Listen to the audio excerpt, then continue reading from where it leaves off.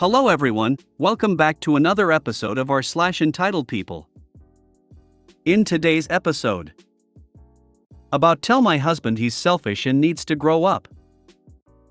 Entitlement. Homeless man accused of stealing, dealing with assumptions and entitlement. Before we get started, make sure to subscribe so you will never miss a video. So let's get started. About tell my husband he's selfish and needs to grow up.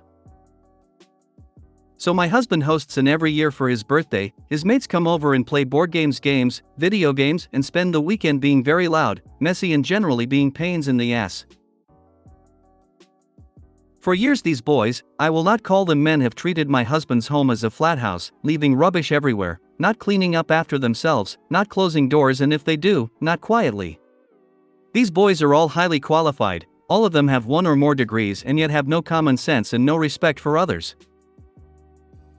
Last year some of them left food out that was toxic to dogs and my dogs got to it. It wasn't even brought into the house, it was left outside where the dogs are. 6 a.m. phone call to my vet was not what I needed to be doing on my weekend off. So this year I made the decision that the dogs were off the property and now staying at a kennel. My husband has announced that even though next year we will have an 8-month-old, he's still going to have the event and myself and the child can basically leave for that weekend. I might add that for my birthdays he does nothing, forgets it and does nothing for it. At the end of this weekend I am going to be calling him selfish and to grow up. Let him know that yes, you will leave for the weekend, but won't return until you get time-stamped pictures that both inside and outside have been cleaned up. And for your next birthday, start a countdown at 30 days, post reminders all over the house, send reminders to his calendar, etc. Okay, that's kinda childish, but so is he allowing his friends to trash your house every year on his birthday. This is definitely golden. It shows him there is effort in hosting/cleaning up after a party and that you expect him to do something for your birthday. OP, please do an update with how things go. Sounds like on your birthday you need a girls' night and he can take care of the baby. If he complains, then just let him know that his boys' night is out at your house. He can have it at one of his idiot friends' house, but not in yours. They can clean up their house, since you are no longer going to be maid service for a bunch of slobs. A girls' weekend is more like it. He can leave with the baby. What's the positives of this relationship? If my wife forgot my birthday I'd be done. From what you've posted he doesn't respect you, doesn't love you, is an immature selfish dolt. But you aren't leaving so. Unfortunately, a lot of people feel they are truly in love with these horrible partners. Like these people don't do basic things like respecting them, cleaning after themselves, or even remember their partner's birthday. I think it's usually some unresolved trauma or some infatuated desire to be in a relationship with someone. Sucks for the kids that are resulted from those relationships because they won't have a positive background on what a healthy relationship looks like. No offense, but doesn't sound like he's at all ready to be a father. I hope I'm wrong. I would hire a maid service, with his money, each year for post-party cleaning. Screw you having to clean up after your husband and the other man-child guests. ETA, I would also plan a nice trip for your birthday. Happy birthday in advance. Okay, have you tried counseling? Because it sounds like you need it. He is selfish, immature, and narcissistic. He is also thoughtless and ignorant. You are resentful, understandably, so you need counseling or there isn't a future for this relationship. Entitlement. Waiting in line at a supermarket yesterday to pay for a few items. The store was heavily understaffed, 2 tills open out of a possible 20, so queues are long. I'm fourth in line. Eventually Ken ahead of me gets to the cashier, she scans all his items and gives him the total. He then proceeds to whip out his phone and scrolls through it looking for an e-voucher. While this is happening the line keeps getting longer and longer. After a couple of minutes the cashier politely tells him she can suspend his transaction and finalize it when he finds the voucher.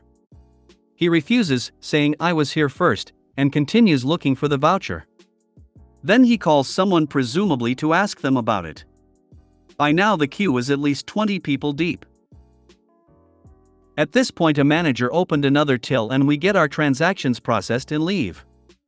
As I walk past Ken, he's still on the phone, still delaying the cashier, effectively rendering the till useless, and still preventing other customers from paying and leaving. Why are people like this? He had at least 2 people ahead of him, both of whom had relatively large purchases, and he had at least 10 minutes to sort his shit out instead of inconveniencing everyone. Edit: a lot of comments saying that the transaction should have been voided, or suspended, or management should intervene. Absolutely yes, my take is that staff know what to say, but not how to say it. It's a training issue, emo. He is a jerk. But they should not have allowed it. Give him a minute or two. Then void it and move on. They don't even have to void it. OP wrote that they could have suspended it. Ken equals me. Oh, I had similar yesterday. Put her goods at the register and walked away to look at other things. I pushed them to the side and continued with the customers who were ready. I can't stand people like that also. Like, have your coupons, vouchers, whatever ready before you even come up to pay. It's very rude to hold a line up because you can't be organized or think like a rational person. Back when we wrote checks, I would always have the check filled out except for the amount before I got to the cashier. Reminds me of the olden days when people still wrote checks. The person would just be standing there while the cashier scans all of their items. Only when the cashier finishes and gives the total does the idiot customer pull out their checkbook and start writing the check. It was so infuriating. Homeless man accused of stealing, dealing with assumptions and entitlement. I am tired of being treated poorly and seen as a criminal. Today, I braved the cold to visit the dollar store for supplies, ready-to-eat meals to last a few days until I secure odd jobs before my new job training in March. I don't know what was going through their heads, but the entitlement was real, making high assumptions about a person based on appearance. Yes, I am homeless, but I don't think that had anything to do with what happened. I am a big guy, built like a biker, 191 centimeters tall, 6 feet 3 inches, balding, and I know I look a bit thuggish, dressed in layers to keep warm. Entering the dollar store, located in a mall, I grabbed a basket, picked up needed items, ready-to-eat meals, chicken salad, quinoa salad bowls, and a wire to charge my phone. At the self-checkout, I paid using Google Wallet. Exiting the store, 2 security guards grabbed my wrists from behind. Startled, I instinctively pushed one away, knocking him to the ground. The employees assumed theft, called mall security. In Canada, I expect protection from unlawful searches and detainment. Despite my appearance, I'm not a threat. The security guard I pushed was smaller. Detained for suspected theft, I emptied my bag, pockets, and challenged them.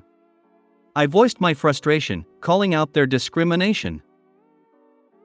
In the library now, writing this, they realized their mistake and left quickly.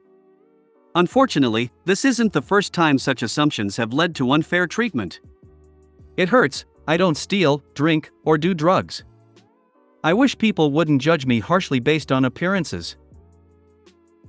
I just want to add, I don't think this happened because I'm homeless, but because they assumed based on appearance.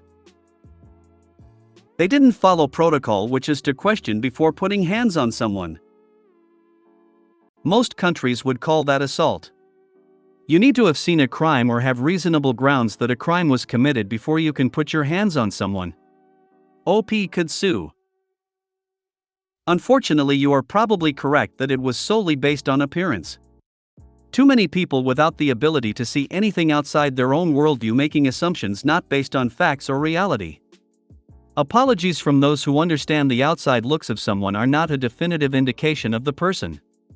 Yes, there are exceptions, but not taking time to engage and then making a snap opinion usually equals the wrong decision. I would contract the company that employs these people, and I would also contact the regulator. I'm pretty sure that security guards in Canada are not allowed to do this. If you made it to the end of the video, thanks for watching. Don't forget to like, subscribe and share, and we will see you in the next video.